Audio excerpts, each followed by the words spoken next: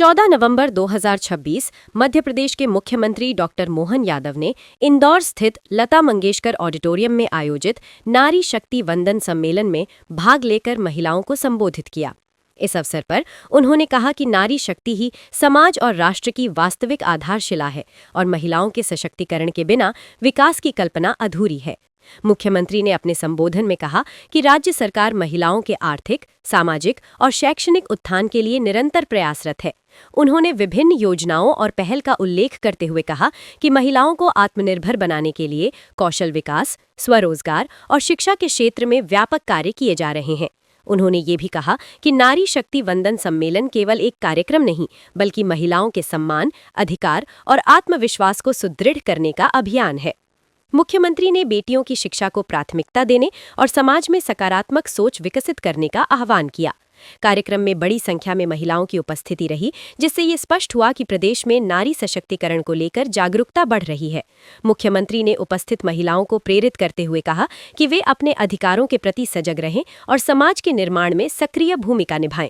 समारोह के अंत में मुख्यमंत्री ने महिला सशक्तिकरण के लिए राज्य सरकार की प्रतिबद्धता को दोहराते हुए कहा कि मध्य प्रदेश को महिलाओं के लिए सुरक्षित, सक्षम और समृद्ध राज्य बनाने में कोई कमी नहीं छोड़ी जाएगी। नारी शक्ति वंदन अधिनियम इस कार्यक्रम में सारी अलग अलग दायित्ववान बहनें आप सबको प्रणाम करता हूँ, आप सबका भी अभिनंदन करता हूँ दोनों हाथ जोड़कर। सच में आज माँ अहिल्या की नगरी धन्य हुई और ये सभागार भी हमारे बीच भारत रत्न स्वर्गीय लता मंगेशकर जी के नाम पर है और लता मंगेशकर जी की जन्मस्थली भी इंदौर है और इसी इंदौर में बहुत सारे रिकॉर्ड बने अहिल्या माता के जमाने से और यशस्वी प्रधानमंत्री ने जो निर्णय लिया, जोरदार अभिनंदन करें माननीय नरेंद्र मोदी जी का।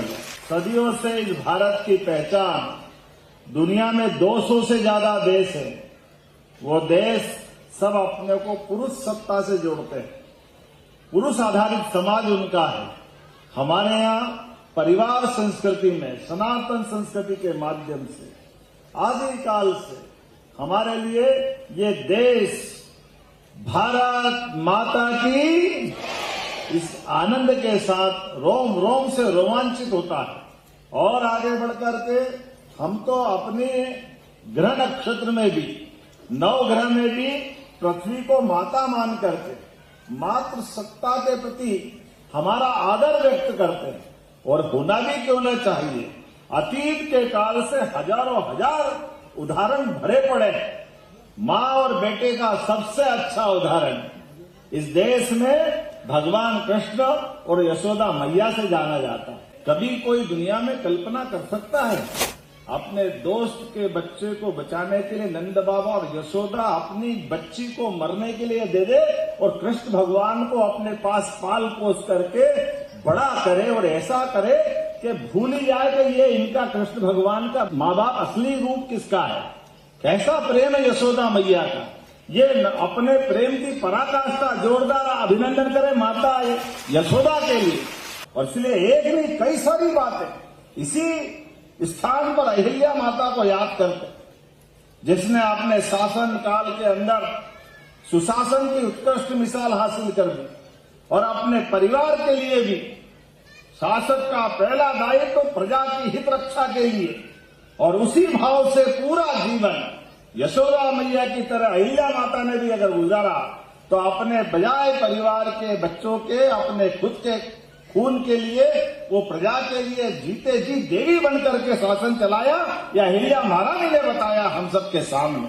आज हमें डॉक्टर अंबेडकर जी की जयंती है, वो सेन समाज के सेन जयंती भी आज ही मानी जा रही है। ऐसे में जब अंबेडकर जी ने संविधान की रचना की और अंबेडकर जी के जीवन में भी सबसे ज्यादा लड़ाई अगर अंबेडकर जी ने लड़ी तो माता बहनों को अधिकार को लेकर दी। कामन अधिकार, भाई और बहन में कोई फर्क नहीं। इसलिए वेतन में भी, वोट में भी, प्रसूति की छुट्टी में भी, महिलाओं को अपनी प्रॉपर्टी में माता पिता के अधिकार दिलाने में भी, तलाक के मामले में भी हर जगह माता बहनों के लिए अंबेडकर जी ने लड़ाई लड़ी। वो लड़ाई 100 साल पहले अंबेडकर जी ने चालू की है। माननीय मोदी जी उसको एक तरह से आसमान की ऊंचाई पे ले जा करके 33% का आरक्षण देकर आपका मान बढ़ा रहे हैं, सम्मान बढ़ा रहे हैं। नारी शक्ति की यह अद्वितीय जीत है, 21वीं शताब्दी का सबसे बड़ा निर्णय है। आइए हम सब मिलकर के नारी सशक्तिकरण के इस अधिनियम का भी स्वागत करें।